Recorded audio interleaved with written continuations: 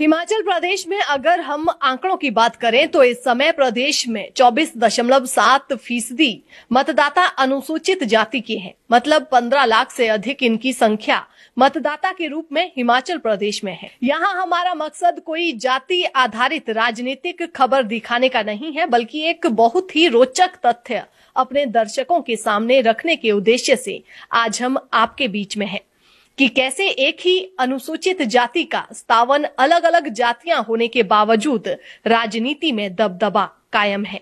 यही कारण है कि अनुसूचित जातियों में कहीं ना कहीं भाजपा से नाराजगी रहती है। इस जाति को हिमाचल प्रदेश में कोली जाति के नाम से जाना जाता है। इन्हें प्रदेश में राजपूत ही माना जाता है, लेकिन सवाल ये है कि अगर इतिहास में ये राजपूत थे तो अनुसूचित जाति वर्ग में कैसे शामिल हुए। लेकिन ये मसला हमारा नहीं, सरकार का है। अधिकतर ये शिमला लोकसभा के सोलन और शिमला जिला में है और फिर मंडी के भी एक इलाके में इनकी जनसंख्या है और बाकी प्रदेश में कोई बड़ा जनाधार इनका नहीं है।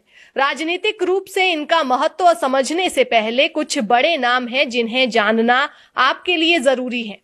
हिमाचल प्रदेश भाजपा के प्रदेश अध्यक्ष सुरेश कश्यप कोली जाति के हैं। इसके बाद पूर्व सांसद वीरेंद्र कश्यप का नाम आता है। वीरेंद्र कश्यप को वर्तमान में राज्य अनुसूचित जाति आयोग और अन्य पिछड़ा वर्ग आयोग का अध्यक्ष बनाया गया है। ये भी कोली जाति के हैं।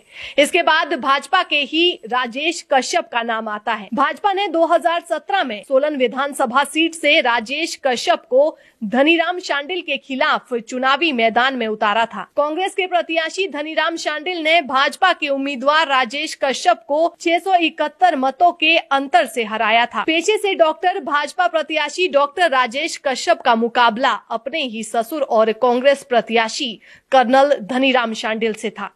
इसके बाद हिमाचल की पच्छाद निर्वाचन क्षेत्र में धमाकेदार जीत दर्ज करने वाली रीना कश्यप का नाम आता है। भाजपा की रीना कश्यप के नाम हलके से पहली महिला विधायक बनने का रिकॉर्ड जुड़ गया है।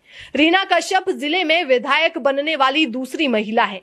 ये भी कोली जाति की है। हिमाचल भाजपा की कुसुम सदरेट कश्यप भी कोली जाति की है। इसके अलावा नितिन कुमार कश्यप, शशिबाला कश्यप, आरडी कश्यप, प्रदीप कश्यप, गौरव कश्यप और नंदराम कश्यप भाजपा के चर्चित चेहरे हैं जो कोली जाति के हैं।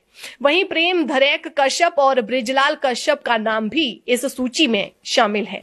ऐसा नहीं है कि ये कांग्रेस में नहीं है। धनीराम शांडिल, विनोद सुल्तानपुरी और यादवेंद्र गोमा भी कोली जाति से ही आते हैं। यहाँ चर्चा ये नहीं है कि क्यों बने, लेकिन चर्चा ये है कि एक ही समुदाय को 57 समुदाय का प्रतिनिधि भाजपा ने बना दिया है, जिसका कारण भी वाजिब है कि सबसे अधिक शिक्षा का स्तर भी इनका है।